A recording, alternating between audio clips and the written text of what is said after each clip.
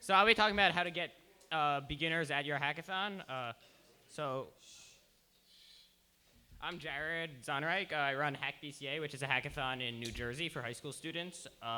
We just had the first one last year, and we had, just to give you scale, like around 400 kids, 290 of which it was their first hackathon, and 120 never programmed before. So the main thing for our hackathon was just we wanted to get beginners to come. We wanted to market it towards people who've never programmed before and just like show them you can make your ideas into reality.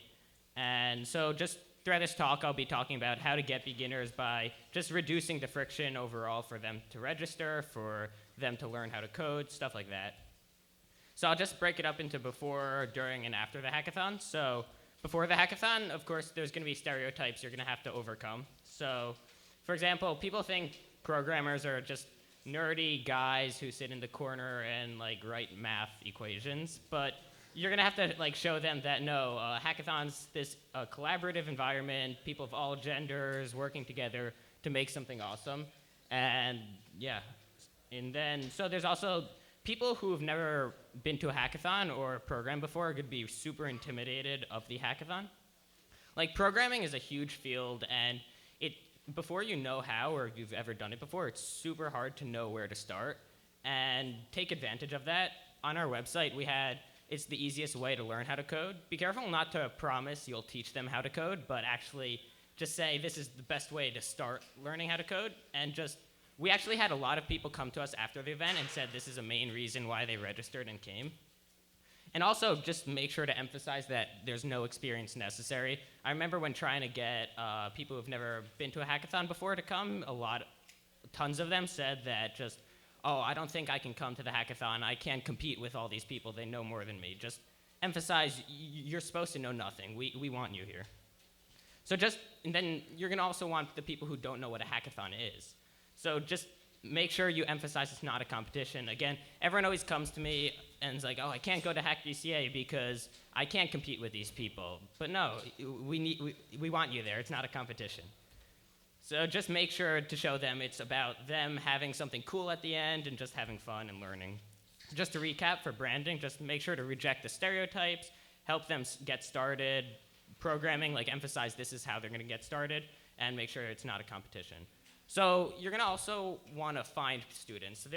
The people who've never been to a hackathon before aren't going on MLH and looking for the newest hackathons to go to. You're going to have to reach out to them.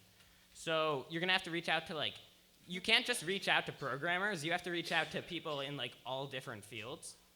So one thing we did for HackBCA actually was we just got the names of every high school in New Jersey and Philly and other places, and just basically scraped all their websites and found emails and just emailed them all and asking teachers to send it to students and be like, oh, this is HackBCA, it's this educational computer science, tell your students, etc. So also make sure to reach out to non-hacker communities. The people who've been to hackathons before are all going to be hanging out in these communities, but the people who've never programmed before aren't going to be hanging out with hackers. So go into political organizations and other things like that, and that's where you're going to get the newbies. So ambassadors, tons of hackathons do this already, but I think it's just important to note that if you have a friend who's going to the hackathon, you're much more likely to go to the hackathon. It's really intimidating for beginners who've never gone to a hackathon before to go by themselves. So if you enlist friends to try to get their own friends to come, that's going to be really effective. And also, of course, personally contacting people is going to be the most effective way to get people to come. So just hackathons have individually contacted people like MHacks or tree hacks and stuff like that.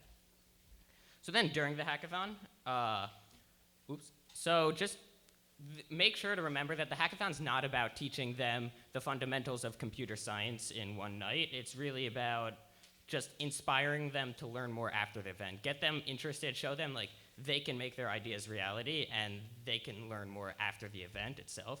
So make sure to, one thing you have to make sure is make sure everybody leaves with something they can show. So after the weekend, they'd be like, oh, what did you do at HackBCA? They need to, even if it's something as simple as this personal website, oh, this is what I made. It's something they can show off to their friends and be like, oh, this is this cool thing, programming, oh, I want to learn more now and improve this. So again, just getting started is really one of the hardest parts for these people. So one thing we did was right after the opening ceremony, we said, oh, if you've never programmed before, stay here. And we just taught them like intro to HTML and CSS and had them leave that workshop with with a landing page that they can show off and improve for the rest of the hackathon. So I think that's really important. And then after the opening ceremony, we just funneled everyone into one room, which is super important because one of the best ways to learn a hackathon is just be on a team with people who know how to code, who can get you started, show you what technologies to use, etc. And one thing would be cool if a hackathon had a matching program where experienced teams can adopt newbies. We didn't do that, but that would be something cool to do. And then also it's helpful just to send them a bunch of reference links, like boilerplates or something, just so they know how to get started. And then one of the biggest things is mentorship. Yeah. Mentors can help students learn so much. They can help them, if a team of beginners has a bug and without a mentor, they'll be stuck on this bug. It could be the whole hackathon and just get really turned off to programming and not want to do it again. But the mentor can come in, fix it like that. Mentors also can help students think of ideas, can help show them what technologies to use, how to get started, stuff like that. So then just after the hackathon, just make sure they leave with a smile on their face. Just make sure they're inspired to learn more after the event itself. And just to emphasize again, they should be leaving the event with something to show for it. When people say, oh, what did you do at this hackathon? They should be like, oh, I made this cool site. Even if it's something simple, it's something they can show. So yeah, thanks.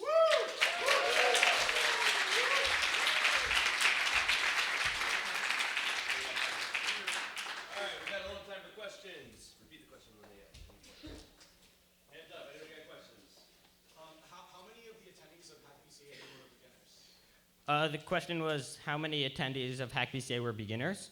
So the numbers were here. Yeah, so 400 total, and the beginners, we separated 290, it was their first hackathon, but out of those, 120 never programmed before. Or at least mark that on the survey. Any other questions?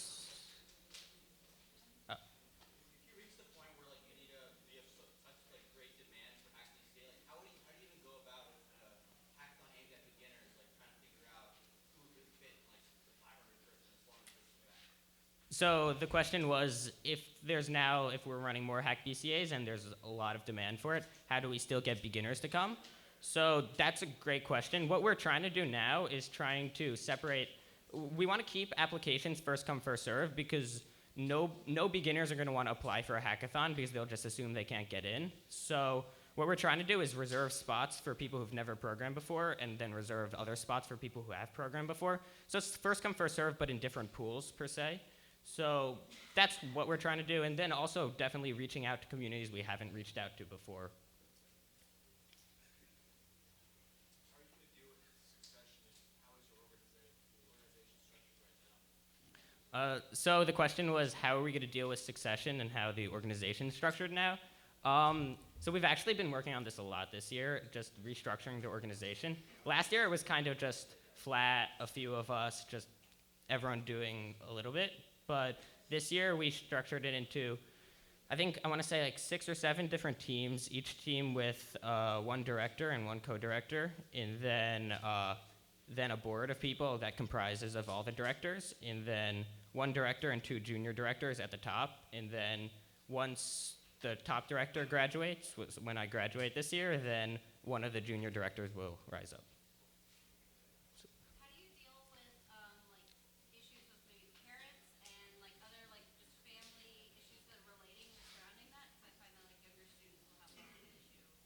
So the question was, how do we deal with family issues and issues for younger students? So we had to have restrictions from our school. We have to have teacher chaperones at the event and liability waivers. But we do have parents contacting our contact at HackBCA email a bunch of times. So we just answer that on a case-by-case basis. We have had a few parents asking for their middle schooler to come, but just that complicates it too much, so we say no, sadly. But it hasn't been too much of a problem yet. Thank you.